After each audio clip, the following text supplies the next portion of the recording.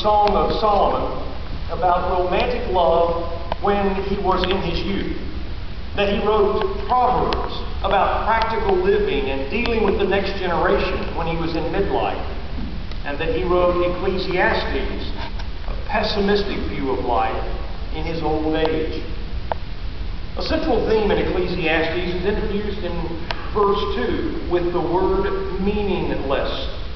The Hebrew word for meaningless, meaningless, says the teacher, utterly meaningless. Everything is meaningless.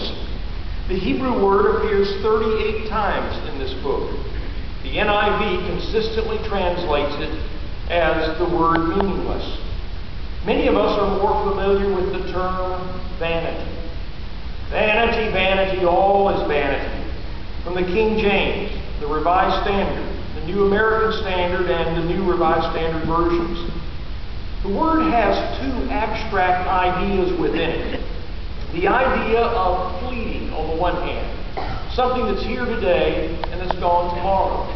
Something that doesn't stay, though we might want it to. The other side of this is something that is tough to grasp. Something maybe like warm jello, or something maybe like a vapor. We might express it in our common language today as, I can't quite get my brain around this. Or, I just can't make all the pieces fit together.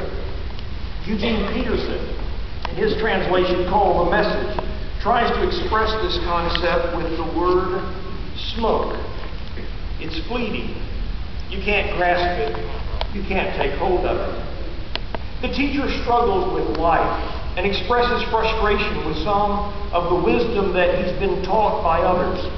Some have thought that he was having a debate maybe with the book of Proverbs and taking issue with what was found there. Because in Proverbs, life is, well, it makes more sense. It's a situation where you do good things and good things happen to you. You work hard, you're going to get ahead in life.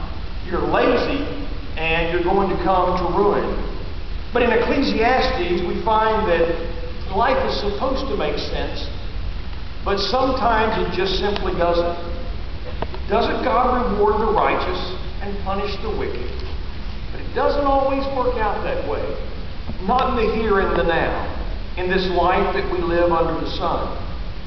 The teacher's problem, though, is not with the book of Proverbs so much as it is with any attempt to explain life in a way that oversimplifies things.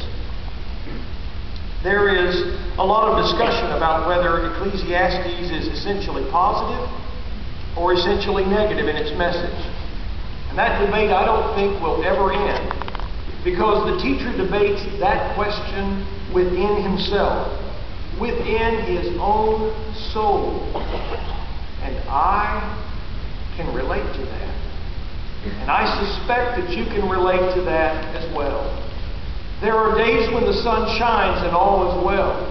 There are days when life seems to work as you think it ought to. And there are days when there's a cloud over your soul, and your soul is oppressed by the injustice and the suffering that you see all around you. Tell me that nothing is good about life, and I'll tell you that you don't have your eyes and your ears and your heart open to so much good that is all around us.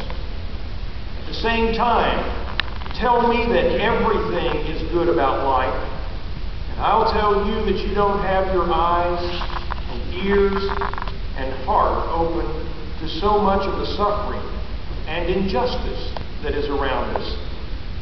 You might say that Ecclesiastes is messy. It's just a messy book of the Bible, just like life is. Scholars for many years have struggled to find a clear structure to the book.